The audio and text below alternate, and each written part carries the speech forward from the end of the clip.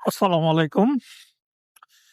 এখন ঘড়িতে সময় ৬টা ৩২ মিনিট, মানে ৬:৩০ বাজে। আমি আছি বর্তমানে কুমিল্লা। তো চট্টগ্রামের উদ্দেশ্যে যাচ্ছি। আপনার এখন চট্টগ্রামের উদ্দেশ্যে যাওয়ার পথে সবচেয়ে বিড়ম্বনা যেটা পাচ্ছি সেটা হচ্ছে আপনার অটোরিকশা এবং সিএনজি। ওটা ওরা ওদের মতো যাচ্ছে সেটা সমস্যা না। সমস্যা হচ্ছে যে আপনার উল্টো পথে আইসা হুটহাট করে আপনার ওদের কিছু ফগ লাইট আছে যেটা আমার বাইকে যেটা লাগানো আছে সেম ফগ লাইট ওদের গাড়িতে আছে। ওরা হুটহাট করে আপনার উল্টা পথে এসে যখন আপনার লাইটটা বাড়ি মারতেছে চোখের মধ্যে পড়তেছে। আর লাইটটা বাড়ে কিন্তু আপনার আগে দিচ্ছে না। খুব কাছে আসার পরে দিচ্ছে।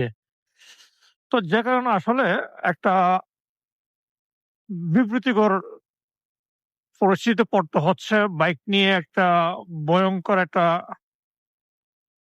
মোমেন্ট তৈরি হয়। আবার সেই তৈরিটা মোমেন্টটা ও ও ওভারটেক করতেছি এই আরকি। যেমন দেখেন এই যে গাড়িটা সে ডানের দিকে যাচ্ছে।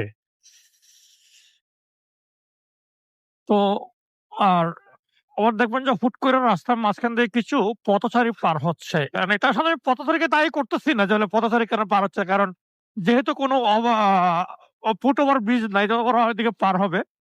আর ফুটওভার ব্রিজ দিলেও যেটা করে সেটা হচ্ছে যে আপনার আমরা বাঙালি তো তাড়াহুড়োর জন্য ওটা ব্যবহার করি না।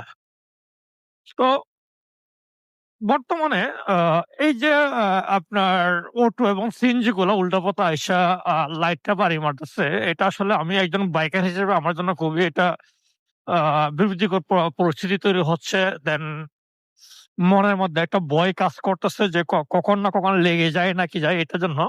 তো যারা আ রাতের বেলা হাই রোডে বাইক রাইড করবেন তাদের এতটুকু বলব আপনারা সবসময় এতটুকু আ সতর্ক অবস্থানে থাকবেন। আর হাই রোডে গাড়ি চালানোর সময় চেষ্টা করবেন বাইকের ফোর ইন্ডিকেটর কন্টিনিউ আ রানিং রাখার। কারণ এটা আপনার জন্য খুবই সুরক্ষিত একটা সাবজেক্ট হতে পারে। যদিও রাখে আল্লাহ মারাকে, কারণ হায়াত মতো মালিক আল্লাহ, কিন্তু চেষ্টা আপনার নিজেই করতে হবে। এটাই। ধন্যবাদ সবাইকে।